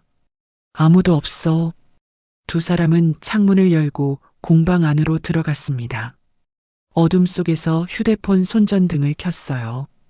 저기 완제품들 있어. 서영이 가리켰습니다. 선반에 백화점 납품용 향초가 가지런히 놓여 있었어요. 수백 개는 되어 보였죠. 이걸 다 망가뜨리면 되는 거야? 도연이 물었습니다.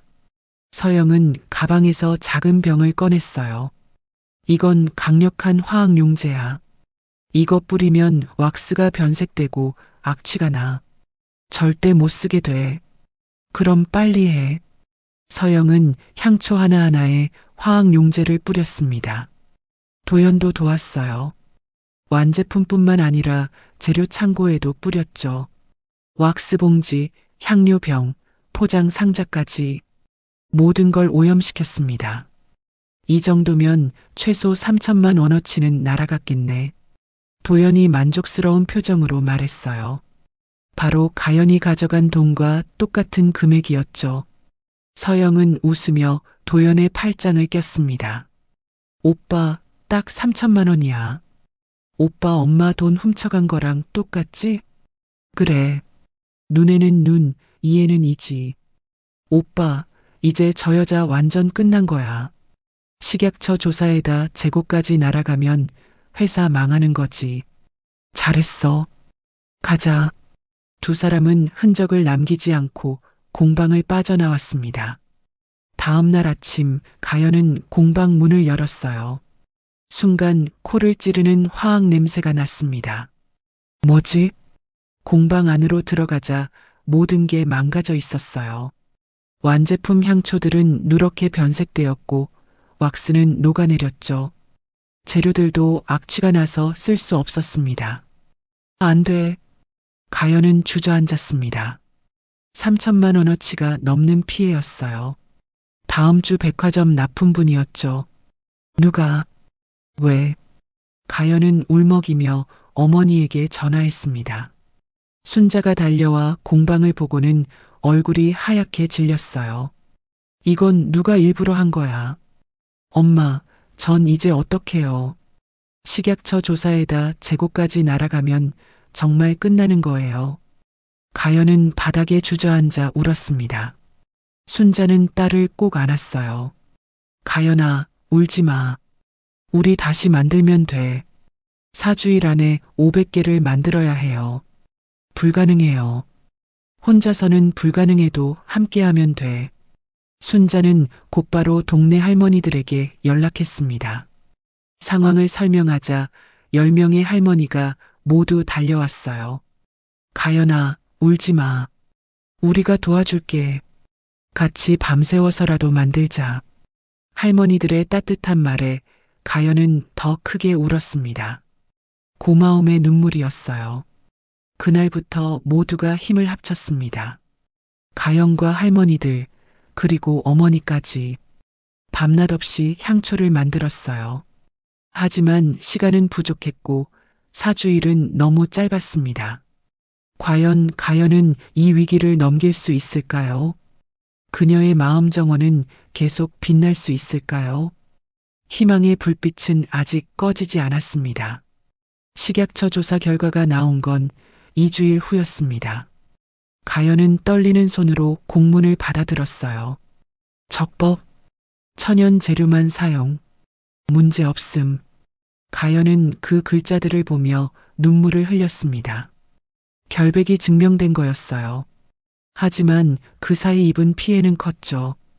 백화점 계약 3곳이 취소됐고 온라인 주문도 절반으로 줄었습니다.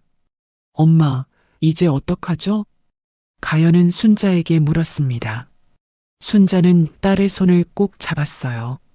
가연아, 진실은 언젠가 밝혀지는 거야. 조금만 참아.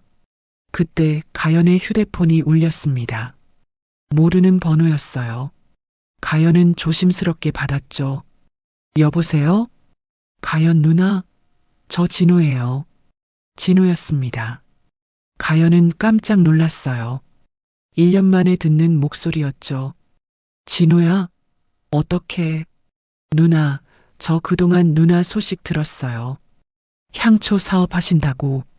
근데 요즘 힘드시다면서요? 응, 좀 그래. 가연의 목소리가 떨렸습니다. 진호는 잠시 침묵하다 입을 열었어요. 누나, 제가 도와드릴 게 있어요. 학원 CCTV 영상이요. CCTV? 네. 1년 전 그날 누나랑 제가 포옹했던 날이요. 그 영상이 아직 남아있어요. 가연의 심장이 쿵 뛰었습니다. 정말? 네. 저희 학원은 CCTV를 1년치 보관하거든요. 확인해 보니까 그날 영상이 다 있더라고요.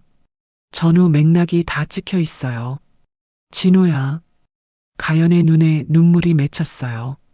진호는 따뜻한 목소리로 말했습니다. 누나, 그 영상 보면 우리가 그냥 인사한 거였다는 게 명확해요. 필요하시면 드릴게요. 고마워. 정말 고마워. 가연은 눈물을 흘리며 전화를 끊었습니다. 첫 번째 증거를 확보한 거였어요. 며칠 후 가연은 또 다른 소식을 들었습니다. 전 남편 도연의 회사 격리 직원이 횡령 사실을 고발한 거였어요.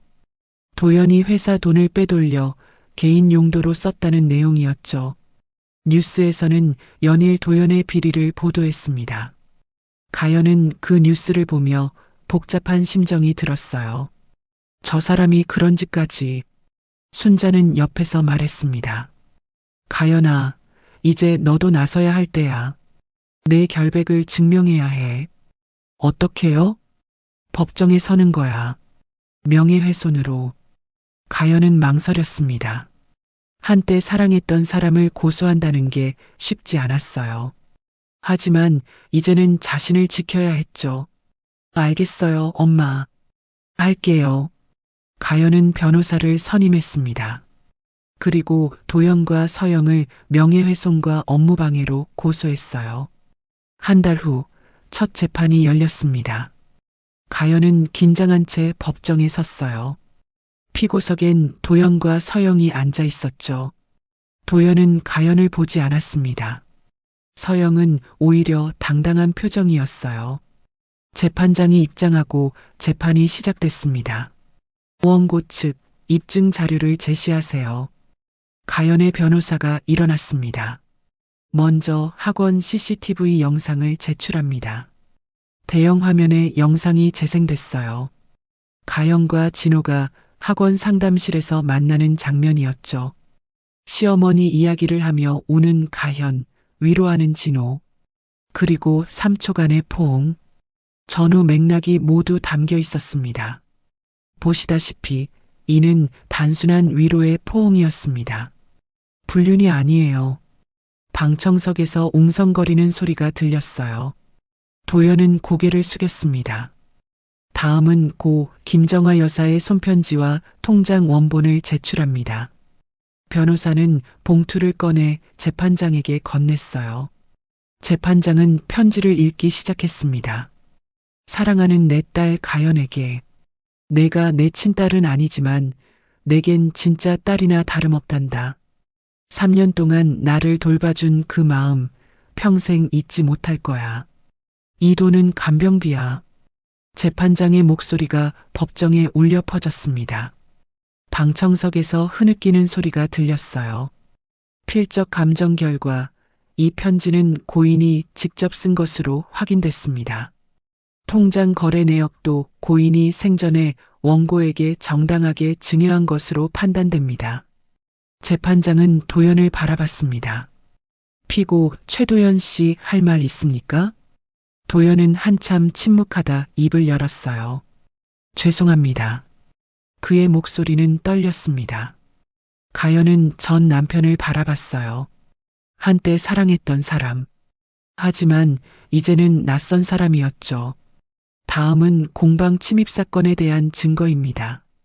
변호사는 또 다른 자료를 제출했어요. 공방 근처 상점의 CCTV 영상이었습니다. 그날 밤 검은 옷을 입은 도연과 서영이 공방으로 들어가는 모습이 선명하게 찍혀 있었죠.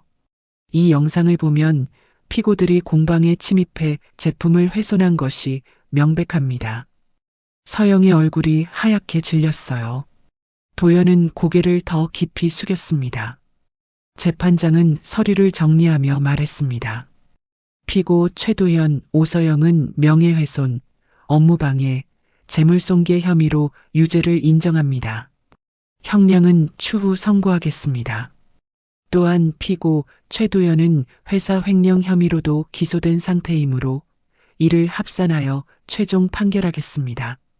쿵! 망치 소리가 법정에 울렸습니다. 가연은 그 자리에 서서 눈물을 흘렸어요. 순자가 달려와 딸을 안았습니다. 가연아, 해냈어. 내 결백을 증명했어. 엄마. 가연은 어머니 품에서 한참을 울었습니다. 1년 동안 억울했던 모든 게 터져 나왔어요. 법정을 나서는데 도연이 가연을 불렀습니다. 가연아. 가연은 멈춰섰어요. 도연은 고개를 숙인 채 말했습니다. 미안해. 내가 너무 잘못했어. 이제 와서 미안하다고요? 가연의 목소리는 차갑게 가라앉았습니다. 난 당신을 용서할 수 없어요. 당신은 3년 동안 제가 시어머니 돌보는 동안 바람을 피웠고 저한테 누명을 씌웠어요. 제 인생을 망쳤어요. 알아. 다 내가 잘못했어. 그래도 아이들은 잘 있어. 민준이랑 서연이. 도연의 목소리가 떨렸습니다. 가연의 눈에 눈물이 맺혔어요. 아이들, 제가 곧 만나러 갈게요. 이제 떳떳하게 만날 수 있으니까. 가연은 돌아서서 걸어갔습니다. 뒤돌아보지 않았어요. 며칠 후 최종 판결이 나왔습니다.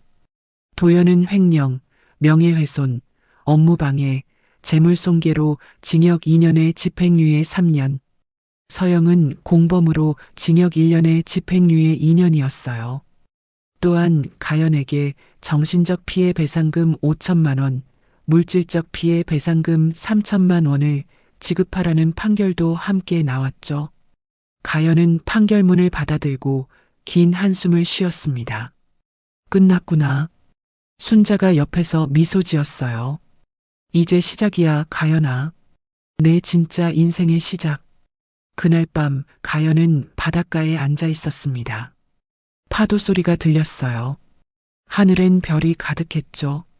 시어머니가 준 봉투를 꺼냈습니다. 편지를 다시 한번 읽었어요. 어머니, 봤죠? 제가 해냈어요. 당신이 남겨주신 그 사랑으로 다시 일어섰어요. 가연은 편지를 가슴에 안았습니다. 눈물이 흘렀지만 이번엔 행복한 눈물이었어요. 이제 아이들한테 가야죠. 떳떳한 엄마로. 가연은 하늘을 올려다봤습니다. 별 하나가 유난히 밝게 빛나고 있었어요.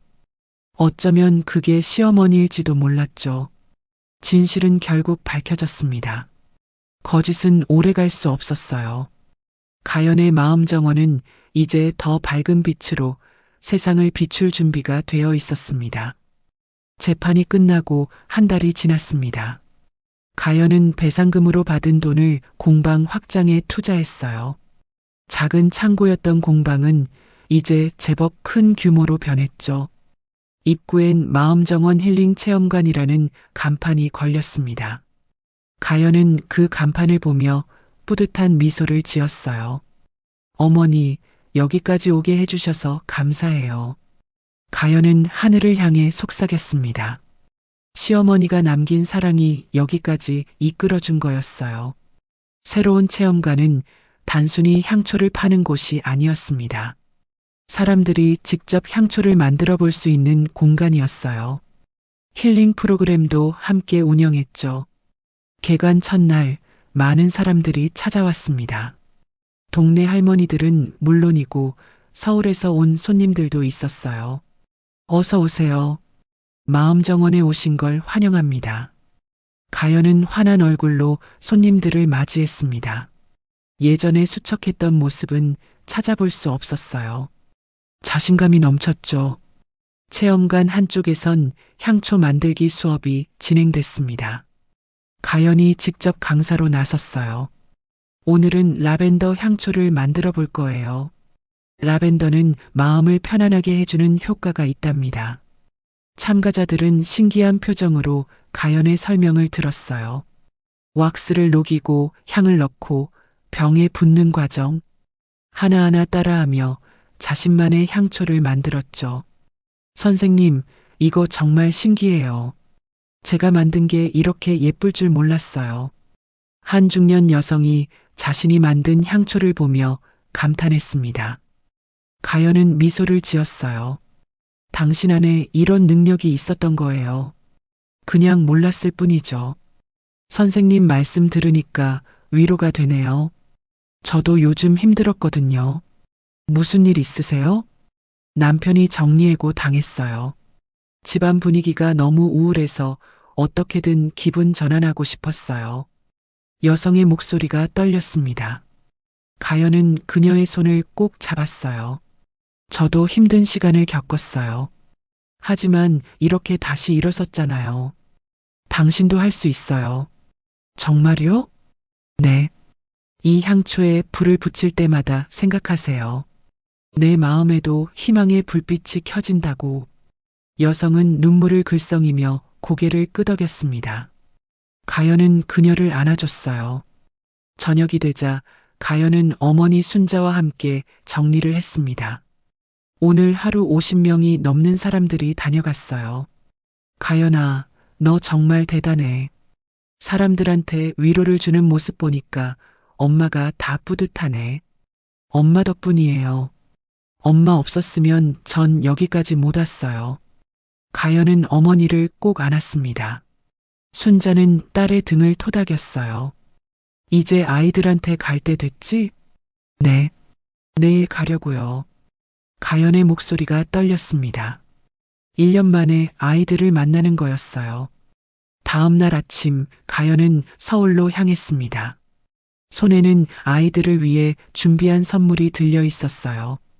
민준이를 위한 축구공, 서연이를 위한 인형, 그리고 각자의 이름이 새겨진 향초 2개.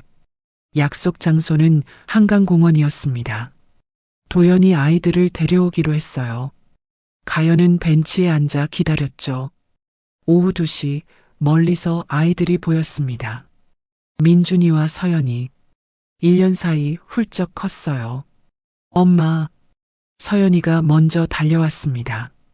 가연은 딸을 꼭 안았어요. 눈물이 터져 나왔죠. 서연아, 보고 싶었어? 엄마, 나도 엄마 보고 싶었어. 서연이도 울먹였습니다. 민준이는 조금 떨어져서 서 있었어요. 사춘기 소년의 어색함이었죠. 민준아, 이리 와. 가연이 손을 내밀자 민준이도 천천히 다가왔습니다. 가연은 아들도 안았어요.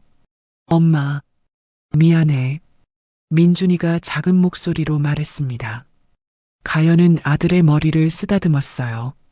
내가 왜 미안해? 엄마가 미안하지. 1년 동안 곁에 없어서. 아니야. 아빠가 다 말해줬어. 엄마가 잘못한 게 아니라고. 아빠가 잘못했다고. 민준이의 말에 가연은 눈물을 흘렸습니다. 세 사람은 벤치에 나란히 앉았어요. 가연은 아이들에게 선물을 건넸습니다. 이거 너희 줄 거야. 우와, 축구공이다. 민준이가 공을 받아들며 환호했습니다. 서연이는 인형을 꼭 안았어요. 엄마, 고마워. 그리고 이것도. 가연은 향초 2개를 꺼냈습니다. 각각 민준이와 서연이 이름이 새겨져 있었어요. 이건 엄마가 만든 거야. 밤에 잠들기 전에 이 향초에 불을 켜봐. 그럼 엄마가 곁에 있는 것처럼 느껴질 거야. 엄마, 우리 언제 다시 만날 수 있어? 서연이가 물었습니다. 가연은 딸의 손을 꼭 잡았어요. 자주 만날 거야. 이제 엄마가 시간 여유가 생겼으니까. 엄마 사업 잘 된다며? 뉴스에서 봤어. 민준이가 말했습니다. 가연은 고개를 끄덕였어요. 응. 엄마가 열심히 해서 성공했어. 너희한테 부끄럽지 않은 엄마가 되려고 노력했어. 엄마는 원래 부끄럽지 않았어. 우리 자랑스러운 엄마야. 민준이의 말에 가연은 더 크게 울었습니다. 서연이도 엄마를 안았어요. 엄마, 울지 마. 우리 행복하자. 3시간을 함께 보낸 후 헤어질 시간이 됐습니다. 가연은 아이들을 꼭 안았어요. 엄마 사랑해. 항상 사랑해. 우리도 사랑해, 엄마. 아이들이 떠나는 모습을 보며 가연은 눈물을 닦았습니다. 슬픈 눈물이 아니었어요. 행복한 눈물이었죠. 저녁 가연은 강릉으로 돌아왔습니다. 체험관에 들어가니 수백 개의 향초가 불을 밝히고 있었어요. 할머니들이 준비해 놓은 거였죠. 가연아, 아이들 잘 만났니? 한 할머니가 물었습니다. 가연은 환하게 웃으며 고개를 끄덕였어요. 네, 정말 좋았어요. 그럼 됐다. 이제 내 인생 다시 시작하는 거야. 할머니들이 모두 박수를 쳤습니다. 가연은 그들을 보며 가슴이 벅찼어요. 할머니들, 정말 고마워요. 할머니들 없었으면 전 여기까지 못 왔어요. 무슨 소리야? 내가 대단한 거지. 가연은 체험관 한가운데 서서 주위를 둘러봤습니다. 수백 개의 향초가 오렌지빛 불빛을 내고 있었어요. 그 불빛들이 하나하나 사람들의 희망처럼 보였죠. 가연은 창밖을 바라봤습니다. 밤하늘에 별들이 반짝이고 있었어요. 그 중 하나가 유난히 밝게 빛났죠. 어머니, 저 이제 행복해요. 당신이 남긴 그 불빛, 제 인생을 다시 켰어요. 그리고 이제는 다른 사람들의 마음도 밝혀주고 있어요. 가연은 속삭였습니다. 눈물이 흘렀지만 얼굴엔 미소가 가득했어요. 향초의 불빛은 흔들리지 않았습니다. 바람이 불어도 꺼지지 않았어요. 가연의 마음도 그랬죠. 이제 그 누구도 그녀의 빛을 끌 수 없었습니다. 마음 정원의 불빛은 계속해서 빛날 거예요. 상처받은 사람들의 마음을 어루만지며 희망을 전하며 세상을 따뜻하게 비추며 그렇게 영원히. 가연은 향초 하나를 집어들었습니다. 심지에 불을 붙였어요. 작은 불꽃이 피어올랐죠. 우리 모두의 마음에 이런 불빛이 켜지길. 가연은 그 불빛을 바라보며 미소 지었습니다. 그녀의 여정은 끝이 아니라 새로운 시작이었어요. 그리고 그 시작은 빛나고 있었습니다. 사람의 마음은 불빛처럼 꺼지지 않습니다. 진심은 언젠가 세상을 다시 비춥니다. 가연이 그것을 증명했어요. 그리고 앞으로도 계속 증명해 나갈 거예요. 마음 정원의 불빛은 오늘도, 내일도 영원히 빛날 것입니다. 가연의 이야기는 우리에게 말해줍니다. 인생의 가장 어두운 순간에도 희망의 불씨는 꺼지지 않는다는 것을. 진심으로 살아온 시간은 결코 헛되지 않으며 누군가의 사랑은 우리를 다시 일으켜 세우는 힘이 된다는 것을. 오늘 여러분의 마음에도 작은 불빛 하나가 켜졌기를 바랍니다. 그 불빛이 여러분의 내일을 밝혀주길 소망합니다. 오늘도 시청해 주셔서 감사합니다. 노을빛처럼 따뜻한 하루 되시길 바라며 노을빛 인생이었습니다.